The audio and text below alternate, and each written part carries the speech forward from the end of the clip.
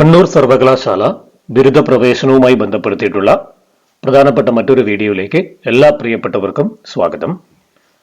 ബിരുദ പ്രവേശനവുമായി ബന്ധപ്പെടുത്തിയിട്ടുള്ള second allotment ഫലം 15/9/2021 അതായത് ഇന്ന് പ്രസിദ്ധീകരിക്കും. സെക്കൻഡ് അലോട്ട്മെന്റിൽ വിദ്യാർത്ഥികൾ പ്രധാനമായും ശ്രദ്ധിക്കേണ്ടതും പാലിക്കേണ്ടതുമായ കാര്യങ്ങളെക്കുറിച്ചാണ് ഇന്നത്തെ വീഡിയോയിൽ ഉൾപ്പെടുത്തിയിട്ടുള്ളത്. വീഡിയോ മുഴുവനായി കാണുക. വിശദമായ വീഡിയോയിലേക്ക് കടക്കുന്നതിന് മുമ്പ് നിങ്ങൾ ഇതുവരെയും ഈ ഒരു ചാനൽ സബ്സ്ക്രൈബ് ചെയ്തില്ലെങ്കിൽ സബ്സ്ക്രൈബ് ചെയ്യുക. തൊട്ടടുത്ത് കിടക്കുന്ന ബെൽ ബട്ടൺ ക്ലിക്ക് ചെയ്തുകൊണ്ട് നോട്ടിഫിക്കേഷൻ ഓൾ എന്ന് സെറ്റ് ചെയ്തും വയ്ക്കുക. നമുക്ക് നമ്മുടെ ഇന്നത്തെ വീഡിയോയിലേക്ക് കടക്കാം.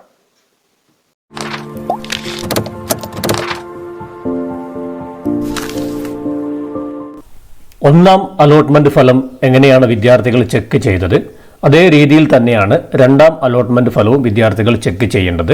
അവരുടെ ആപ്ലിക്കേഷൻ നമ്പറും അതുപോലെ തന്നെ പാസ്വേഡും അടിച്ച് ലോഗിൻ ചെയ്ത് കഴിഞ്ഞാൽ അവരുടെ അലോട്ട്മെന്റ് വിവരങ്ങൾ വിദ്യാർത്ഥികൾക്ക് ലഭ്യമാകുന്നതായിരിക്കും. 15/9/2021 അതായത് ഇന്ന് ആണ് സെക്കൻഡ് അലോട്ട്മെന്റ് ഫലം പ്രസിദ്ധീകരിക്കുന്നത്. സെക്കൻഡ് അലോട്ട്മെന്റ് ഫലത്തിലാണ് നിങ്ങൾക്ക് ആദ്യമായിട്ട് അലോട്ട്മെന്റ് ലഭിക്കുന്നതെങ്കിൽ അത്തരം വിദ്യാർത്ഥികൾ നിർബന്ധമായിട്ടും യൂണിവേഴ്സിറ്റി മാൻഡേറ്ററി അഡ്മിഷൻ ഫീ അടയ്ക്കേണ്ടതാണ്.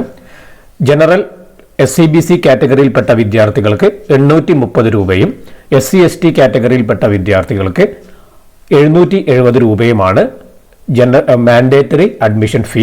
ഓൺലൈനായിട്ടാണ് വിദ്യാർത്ഥികൾ അടയ്ക്കേണ്ടത്. നിങ്ങൾ ലോഗിൻ ചെയ്ത് കഴിഞ്ഞാൽ അവിടെ തന്നെ നിങ്ങൾക്ക് അടയ്ക്കേണ്ട ഒരു ടാബ് ആക്റ്റീവായി തരുന്നതായിരിക്കും. അതിൽ ക്ലിക്ക് ചെയ്തുകൊണ്ട് നിങ്ങളുടെ ഡെബിറ്റ് കാർഡ്, ക്രെഡിറ്റ് കാർഡ് ഉപയോഗിച്ചുകൊണ്ട് നിങ്ങൾക്ക് ഇത്തരത്തിലുള്ള പേയ്മെന്റ് നടപടികൾ പൂർത്തീകരിക്കുവാൻ സാധിക്കുന്നതാണ്. പേയ്മെന്റ് നടപടികൾ പൂർത്തീകരിക്കുമ്പോൾ വിദ്യാർത്ഥികൾ പ്രത്യേകം ശ്രദ്ധിക്കുക. അവർ തിരക്ക് പിടിച്ച് പേയ്മെന്റ് നടപടികൾ പൂർത്തീകരിക്കേണ്ടതില്ല. സമയമെടുത്ത് അത്തരം കാര്യങ്ങൾ ചെയ്യുക. നിങ്ങൾ ബാക്ക് ബട്ടണോ അതല്ലെങ്കിൽ റിഫ്രഷ് ബട്ടണോ പ്രസ് ചെയ്യുവാൻ പാടുള്ളതല്ല. അത്തരത്തിൽ ചെയ്യുമ്പോൾ പേയ്മെന്റ് ഫെയിൽഡ് ആയി കാണിക്കാറുണ്ട്. അതുകൊണ്ട് തന്നെ കുറച്ച് സമയമെടുത്ത് പേയ്മെന്റ് നടപടികൾ പൂർത്തീകരിക്കുക. പേയ്മെന്റ് നടപടികൾ പൂർത്തീകരിച്ചു കഴിഞ്ഞാൽ വീണ്ടും നിങ്ങൾ റീഡയറക്റ്റ് ചെയ്ത് നിങ്ങളുടെ ലോഗിനിൽ തന്നെ എത്തുന്നതായിരിക്കും. പിന്നീട് നിങ്ങൾ അവിടെ പേയ്മെന്റ് സക്സസ് ആണോ എന്നുള്ള രീതിയിലുള്ള പേയ്മെന്റ് ഒന്ന് വെരിഫൈ ചെയ്യുകയും ചെയ്യുക.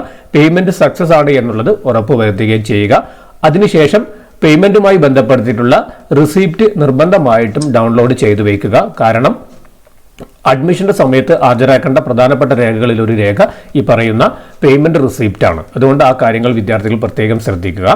പേയ്മെന്റ് നടപടികൾ പൂർത്തീകരിക്കുവാൻ വേണ്ടി പ്രത്യേകമായ സമയം അനുവദിച്ചിട്ടുണ്ട്. 15/9/2021 മുതൽ 19/9/2021 വരെ വിദ്യാർത്ഥികൾക്ക് പേയ്മെന്റ് നടപടികൾ പൂർത്തീകരിക്കുവാൻ സാധിക്കുന്നതാണ്. പേയ്മെന്റ് നടപടികൾ പൂർത്തീകരിക്കാത്ത വിദ്യാർത്ഥികൾ അലോട്ട്മെന്റ് പ്രോസസ്സിൽ നിന്ന് പുറത്തു പോകുന്നതായിരിക്കും. പിന്നീട് വരുന്ന അലോട്ട്മെന്റ് പ്രോസസ്സിൽ അത്തരം വിദ്യാർത്ഥികളെ പരിഗണിക്കുന്നതുമല്ല. ഒന്നാം അലോട്ട്മെന്റിൽ അലോട്ട്മെന്റ് ലഭിക്കുകയും രണ്ടാം അലോട്ട്മെന്റിൽ മറ്റൊരു അലോട്ട്മെന്റ് ലഭിക്കുകയും ചെയ്ത വിദ്യാർത്ഥികൾ വീണ്ടും യൂണിവേഴ്സിറ്റി മാൻഡേറ്ററി അഡ്മിഷൻ ഫീ അടയ്ക്കേണ്ടതില്ല.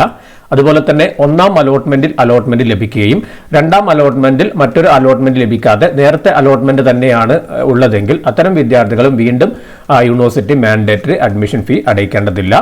ആദ്യമായിട്ടാണ് നിങ്ങൾക്ക് അലോട്ട്മെന്റ് പ്രോസസ്സിൽ അലോട്ട്മെന്റ് ലഭിക്കുന്നതെങ്കിൽ അത്തരം വിദ്യാർത്ഥികൾ മാത്രം ഇത്തരത്തിലുള്ള യൂണിവേഴ്സിറ്റി മാൻഡേറ്ററി അഡ്മിഷൻ ഫീ അടച്ചാൽ മതിയാകും. അലോട്ട്മെന്റ് ലഭിച്ച എല്ലാ വിദ്യാർത്ഥികൾക്കും, നേരത്തെ അലോട്ട്മെന്റ് ലഭിച്ച വിദ്യാർത്ഥികളും ഇപ്പോൾ അലോട്ട്മെന്റ് ലഭിച്ച വിദ്യാർത്ഥികൾക്കും അവരുടെ ഹയർ ഓപ്ഷൻ വേണമെങ്കിൽ ക്യാൻസൽ ചെയ്യുവാൻ സാധിക്കുന്നതാണ്. ഹയർ ഓപ്ഷൻ എന്ന് പറഞ്ഞു കഴിഞ്ഞാൽ നിങ്ങൾ 20 ഓപ്ഷൻ വരെ ഓപ്ഷൻ കൊടുത്തു എന്ന് വിചാരിക്കുക. അതിൽ 5ാമത്തെ ഓപ്ഷനാണ് നിങ്ങൾക്ക് അലോട്ട്മെന്റ് ലഭിച്ചതെങ്കിൽ 1 മുതൽ 4 വരെയുള്ളതിനെയാണ് ഹയർ ഓപ്ഷൻ എന്ന് പറയുന്നത്. 6 മുതൽ 20 വരെയുള്ള ഓപ്ഷനുകൾ ഓട്ടോമാറ്റിക്കലി ക്യാൻസൽ ചെയ്ത് പോകുന്നതായിരിക്കും. നിങ്ങൾക്ക് 5ാമത്തെ അലോട്ട്മെന്റ് ആണ്, 5ാമത്തെ ഓപ്ഷനാണ് അലോട്ട്മെന്റ് ലഭിച്ചതെങ്കിൽ. അപ്പോൾ അത്തരം ഹയർ ഓപ്ഷനുകളിൽ ഏതെങ്കിലും കോളേജ് നിങ്ങൾക്ക് ആവശ്യമില്ലെങ്കിൽ അത്തരം കോളേജുകളെ നിങ്ങൾക്ക് ഡിലീറ്റ് ചെയ്യുവാൻ സാധിക്കുന്നതാണ്.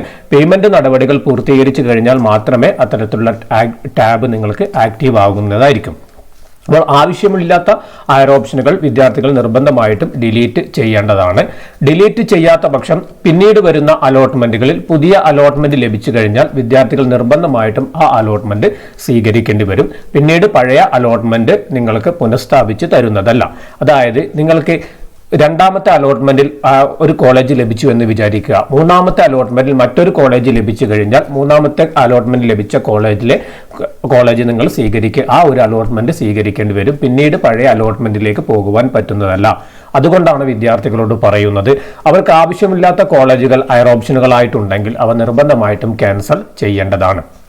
ക്യാൻസൽ ചെയ്യാത്ത പക്ഷം അത്തരം ഹയർ ഓപ്ഷനുകൾ പരിഗണിക്കുന്നതായിരിക്കും. അപ്പോൾ വിദ്യാർത്ഥികൾക്ക് ഹയർ ഓപ്ഷനുകൾ ഉണ്ടെങ്കിൽ അവ പിന്നീട് വരുന്ന അലോട്ട്മെന്റിന് പരിഗണിക്കുന്നതായിരിക്കും. ആ അലോട്ട്മെന്റ് ലഭിക്കുകയാണെങ്കിൽ അത്തരം ആ അലോട്ട്മെന്റുകളിലേക്ക് വിദ്യാർത്ഥികൾക്ക് മാറ്റുവാൻ സാധിക്കുന്നതുമാണ്. തേർഡ് അലോട്ട്മെന്റ് ഇപ്പോൾ ചാർട്ട് ഔട്ട് ചെയ്തിരിക്കുന്നത് 20/9/2021 അതിനു മുമ്പായി തന്നെ അലോട്ട്മെന്റ് ലഭിച്ച വിദ്യാർത്ഥികൾ ഫീ പേയ്മെന്റ് നടപടികൾ പൂർത്തീകരിക്കാൻ പ്രത്യേകം ശ്രദ്ധിക്കുക. അതുപോലെ തന്നെ വിദ്യാർത്ഥികൾ സെക്കൻഡ് അലോട്ട്മെന്റിന് ശേഷം അഡ്മിഷന് പോകേണ്ടതില്ല. 4ാമത്തെ അലോട്ട്മെന്റിന് ശേഷം മാത്രമാണ് വിദ്യാർത്ഥികൾ അഡ്മിഷന് കോളേജുമായി ബന്ധപ്പെടേണ്ടത് അല്ലെങ്കിൽ കോളേജിൽ പോകേണ്ടത്.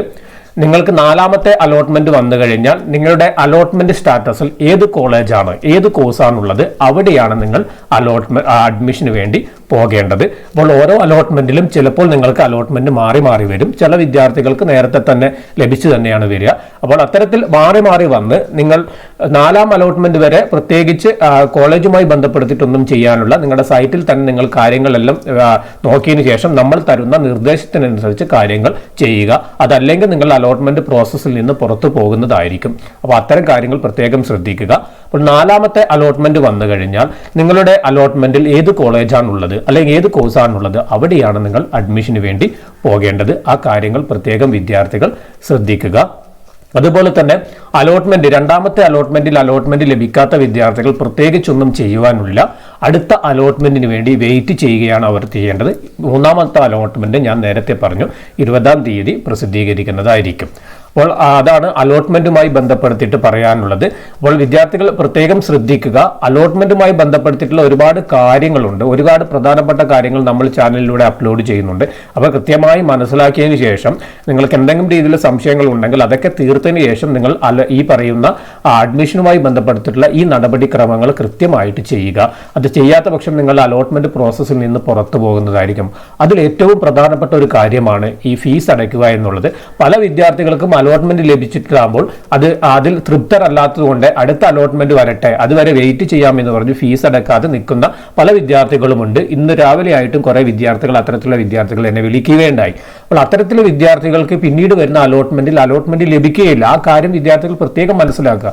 നിങ്ങൾക്ക് ലഭിച്ച അലോട്ട്മെന്റിൽ തൃപ്തരാണെങ്കിലും തൃപ്തരല്ലെങ്കിലും നിങ്ങൾ നിർബന്ധമായിട്ടും യൂണിവേഴ്സിറ്റി മാൻഡേറ്ററി അഡ്മിഷൻ ഫീ അടയ്ക്കുക. ആ അടച്ച വിവരങ്ങൾ സക്സസ് ആണോ എന്നും കൂടി നോക്കുക. അതിനുശേഷം അടുത്ത അലോട്ട്മെന്റിന് വേണ്ടി വെയിറ്റ് ചെയ്യുക. അതല്ലാതെ നിങ്ങൾ ഫീസ് അടച്ചില്ലെങ്കിൽ പിന്നീട് വരുന്ന അലോട്ട്മെന്റിൽ അത്തരം വിദ്യാർത്ഥികളെ പരിഗണിക്കുന്നതല്ല. ആ കാര്യങ്ങൾ കൂടി പ്രത്യേകം വിദ്യാർത്ഥികളെ ഓർമ്മിപ്പിക്കുന്നു. അപ്പോൾ സെക്കൻഡ് അലോട്ട്മെന്റ് പ്രസിദ്ധീകരിക്കുന്നത് മുറയ്ക്ക് നമ്മൾ അതുമായി ബന്ധപ്പെടുത്തിയിട്ടുള്ള ലൈവ് വീഡിയോ തന്നെ അപ്ലോഡ് ചെയ്യുന്നതായിരിക്കും. എങ്ങനെ വിദ്യാർത്ഥികൾക്ക് ഫീസ് അടയ്ക്കാം, എങ്ങനെ വിദ്യാർത്ഥികൾക്ക് ഹയർ ഓപ്ഷനുകൾ ക്യാൻസൽ ചെയ്യാം എന്നുള്ളതിനെ കുറിച്ച് നേരത്തെ തന്നെ ഫസ്റ്റ് അലോട്ട്മെന്റുമായി ബന്ധപ്പെടുത്തിയിട്ട് അത്തരം വീഡിയോകൾ അപ്ലോഡ് ചെയ്തിട്ടുണ്ട്. ആ വീഡിയോകൾ കാണാത്തവർ ആ വീഡിയോ കണ്ടുവെക്കുക. അതിനുശേഷം സെക്കൻഡ് അലോട്ട്മെന്റ് വരുമ്പോൾ അതേ രീതിയിൽ തന്നെ അവരുടെ ആപ്ലിക്കേഷൻ നടപടികൾ അല്ലെങ്കിൽ അലോട്ട്മെന്റ് നടപടികൾ പൂർത്തീകരിക്കുവാൻ പ്രത്യേകം ശ്രദ്ധിക്കുക.